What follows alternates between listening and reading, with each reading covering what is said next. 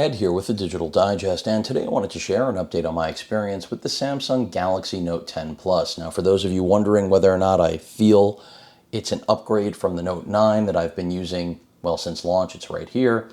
The answer is yes. Do I think that it's necessarily an upgrade that all Note 9 users need? Absolutely not. But this is the case every time we get a new phone, a new cycle of product. It doesn't mean you must upgrade. Now, all of the manufacturers, specifically Samsung in this case, do make a very hard push, and they make it desirable. In fact, the whole idea of me saying this phone is far too expensive for me to recommend, which generally is how I feel about smartphones since Apple turned this world to crap when it comes to pricing, and they've done that, and unfortunately Samsung followed the so-called leader. $1,000 handsets are absurd, but when they make it feasible to trade in your previous $1,000 handset that I have here to get your price down to $499 plus tax, that does make an upgrade like this very attractive. And that's exactly why it's here right now. Samsung did not send this to me for review. This is something that I purchased. And I really wanted the Galaxy Fold. I still do, and that's because I always look, and if you follow my channel, you already know this, for revolutionary products that are not really evolutionary products. This is evolutionary, and they did a really good job, I have to say. So far in my use, transferring over my data, that's always simple. Samsung pretty much perfected that a while ago. The S Pen, do I see a huge difference? No, a little bit thicker. You can see the try it out coming up. I did a fresh install for all of you, and it's pretty cool. It does what you would expect and then some. The gestures that they're talking about here with swiping through photos, I'm not really interested in it. It's a nice thing that they've added, that they're trying to expand it, but to me, last generation, when they introduced the ability to just use your S Pen as a shutter control for the camera, that was a step in the right direction. Actually, before I put it away, may as well do something with it, right? So what do I think of the thickness? Let's start there. I actually happen to like it a lot. And that's because through all of the generations of Note products, it just simply wasn't necessarily, it didn't have a substantial feel. And I feel like this generation, just adding that bit of thickness does make a difference in making you feel like you have the ability to write a little more naturally in spite of my beautiful handwriting. So let me go ahead and close that out. Moving away from the S Pen, the thing that I think is most interesting about this phone is really the design. And while they did nothing groundbreaking, they have set the bar, in my opinion, because even though that pinhole I'm not a fan of, in fact, all of those cutouts, Apple starting with the notch, Google following with the notch, all of these stupid notches, I was like, please don't bring this to the Note. The Note doesn't need notch disease. Now, they didn't bring notch disease, but we do have a hole there. I think it's better than the notch. I think it's better than what they did with the S10 line with the corner cutout, but it still leaves, I think, a lot to be desired. But if that's the expense right now of having full edge-to-edge screen, which this really does accomplish, it just makes me feel like I'm holding a phone that's several years newer than my Note 9, which is not several years old, but it makes me feel like that just because we've removed the chin, we've removed the forehead, and it just, I don't know, it's actually lighter than my Note 9, which is also a little bit bonkers. So you've got those things going for it.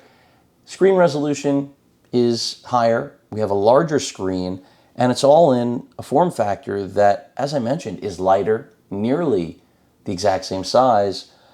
So there's a lot to like here. Really, there is. If you're coming from a previous gen Note, not the Note 9, but older, I don't see any reason why you wouldn't jump on board. Now, some people are in love with this color, the Aura Glow.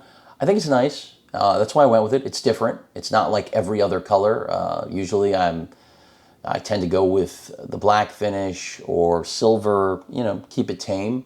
Here I thought it'd be interesting to go something a little bit different, a little crazy. And that's why I went with it. Also, bear in mind, you're going to put a case on this, right? And once you put a case on it, that's going to render that backside irrelevant anyway. But the biggest change for me really has been the fact that, and this is kind of silly, that we don't have a power button on the right side anymore. And I knew this was coming. We all did. Anyone who, was looking at this phone, was interested, knew that the power button was now going to be on the left side.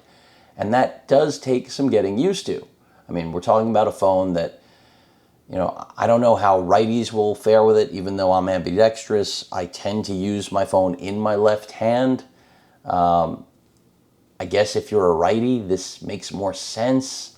I'm not sure. But to me, it's just retraining my brain because I'm so used to the power button being on the right side. But, what they did was just borrow, obviously, the original design from the Note 9, that the Bixby button and volume rocker were there, and they just decided we're doing away with the button on the right. I would have liked to have seen them keep this. In fact, more so than the headphone jack that so many people are crying about. I mean, the headphone jack would have been nice to retain, but I don't really use a headphone jack. If I want to listen to music, I'm using Bluetooth.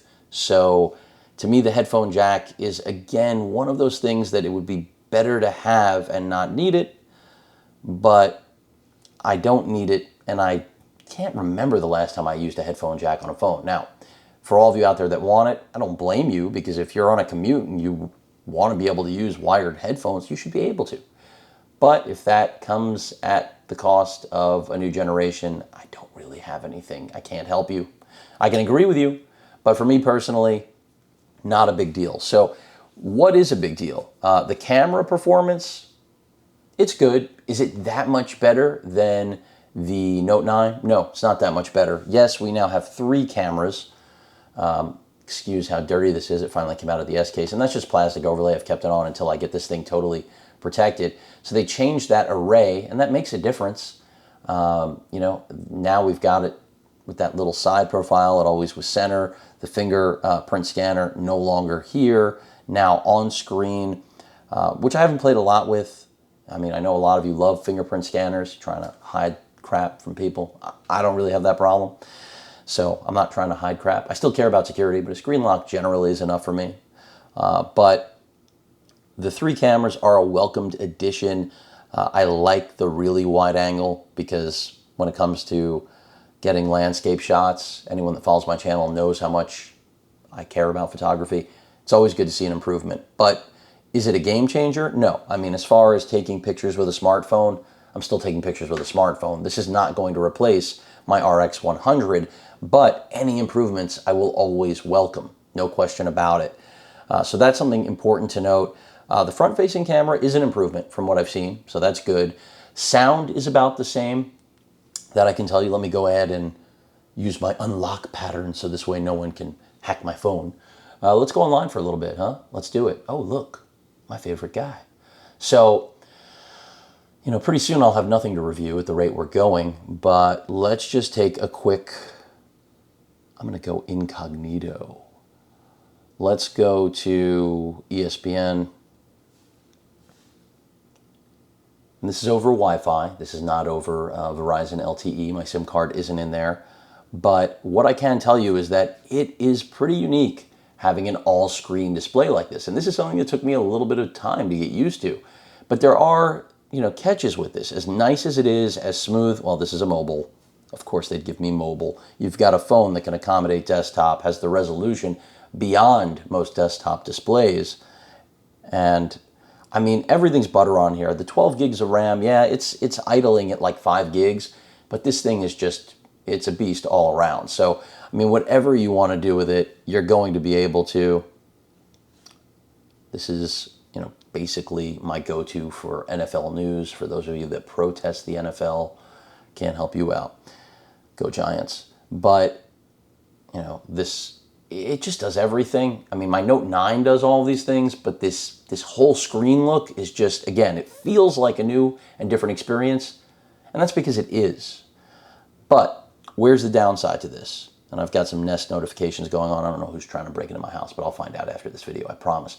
But what is important that I've got to note, and I'm not being cute, this is for real, is that because we've got all screen, I also run into problems. So in one-handed operation, you're not really going to have an issue because the curved screen already existed. But for example, if I'm ever holding the phone like this, which it is big enough to do so, I find that my right thumb will clip the notifications tab, and that can become an issue because if you're, scrolling, and I mean, this is like in bed. I mean, I'm giving you an example. We're getting intimate here. Intimacy with Ed in bed. If I'm laying in bed and I'm looking at my phone, holding it in front of my face, I need one of those bed clips to hold it for me, like a real cake. That's when I'll be holding it in the way I'm describing, and I end up clipping the top. Now, that doesn't happen here with the Note 9 because there's plenty of forehead to protect you from doing that. But with the Note 10 Plus, and I assume the Note 10 as well because the design is the same, it's just a smaller, slightly lower spec version of this phone, you're going to run into that. So while I love the look and feel of this, as I've mentioned, go back to CNN here, that is an issue I've run into. So it's something to be aware of. But when it comes to overall performance, I mean, this thing is just great. And it is basically, we're at that point where we've got computers in our pockets. Yeah, this isn't going to be a computer like what I used for editing or gaming. But as far as phones go, this is the most powerful device I've ever had. And that is a compelling reason to keep it. Now, battery life is the other thing I want to talk about. Very impressed with battery life so far. And not just the overall battery life. I mean, this easily makes it through a day. I wasn't sure about that. And I've been keeping the resolution at the highest mode, the over 3000. So by default, they don't set it to that. But I can tell you that at least I have been getting over a day. And that's very impressive. I can't do that with the Note 9. And then on the quick charging side of things, enough of that face. Orangutans are given a bad name. Aside from that, the quick charging, it actually beats its own estimates. So when I hook up the included charger that came with this, it usually, the last time I charged it, said it was going to take a little over an hour for a full charge. It did it in like 50 minutes. So I can only imagine what the 45 watt charger is going to do. From what I've read online, the 45 watt puts you at like, I think 40 minutes. It shaves like 15 minutes of time off of the charging. Do I think I need that? No. Are there, use cases for that? Absolutely. So the battery upgrade, the camera upgrade, the edge-to-edge screen, the S Pen getting a little bit more user-friendly in terms of not being a stick anymore. I think these are all improvements. Is it a new generation of phone? Absolutely not. Do I wish we had a newer processor than the Snapdragon 855 that you can get in much less expensive flagships from OnePlus? Of course I do. And that's what I anticipate will end up happening when the Fold does finally get unfolded at some point, or in its new possible Z design that has been rumored and possibly patented already. But overall, this is a very versatile phone that I don't think anyone's going to be disappointed with. I do personally, I wish they made the Note 10 with its form factor, with all the same specs that they did here. I think that's a miss on Samsung's part. I think, scaling down the specs for a $100 price difference was stupid.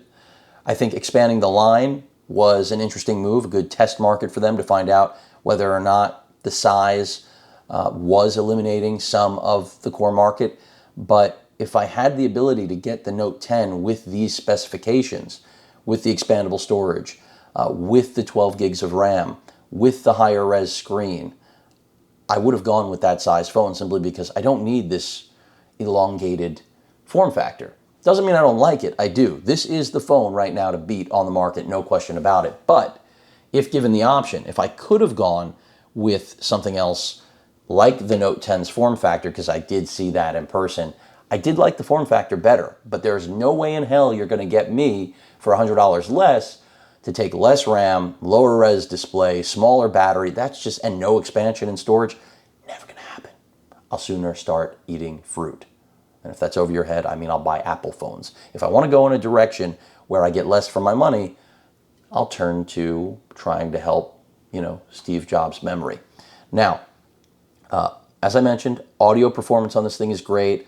Out of the box, the widgets are for the blind.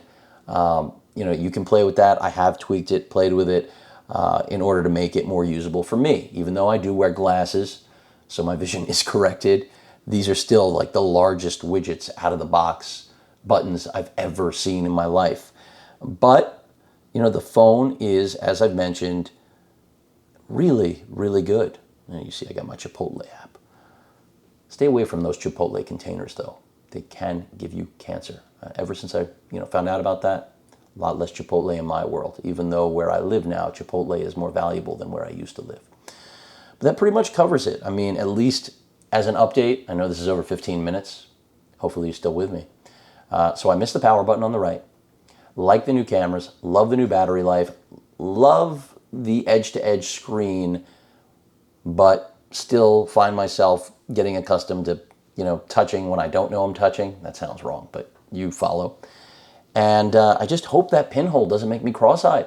That's my real concern here, is that instead of a cutout, I have the possibility of becoming cross-eyed from using the Note 10 and 10 Plus. And I haven't seen any reports of exploding phones, so that's really positive. But again, battery life, camera quality, edge-to-edge screen, the charging speed being so fast. I mean, how much faster are we going to get? Are we going to eventually get down to 15 minutes? I hope so. It's going to be a game changer. And we won't have to worry about how large the battery is. I mean, we're still going to want big batteries, right? We want to make it through the day. And that's another reason to want this phone. So you're getting through the day. You've got 3 cameras now instead of 2. I haven't played too much with the depth sensing thing. I know it wasn't out of the box in there. I think now it's available to install. I'll give you an update on that if people are really interested. But overall, and I haven't gotten into the video editing software, all that stuff that they've incorporated on the software side. I'll probably do a video dedicated to software. But overall, really liking the phone so far, and performance is stellar. But I expected that. I mean, 12 gigs of RAM on this thing. That's a monster. That's more than probably the majority of you have in your laptop or Surface Pro. Forget about MacBooks. You know what I'm saying? And especially more than you've got on your iPad professional toilet bowl. So there we have it. Not being a fanboy. It is what it is. The Note 10 Plus didn't change the game, but it's the best smartphone on the market right now. Any questions or comments, please feel free to post them. Hit that like button. And as usual, please feel free to subscribe. Later.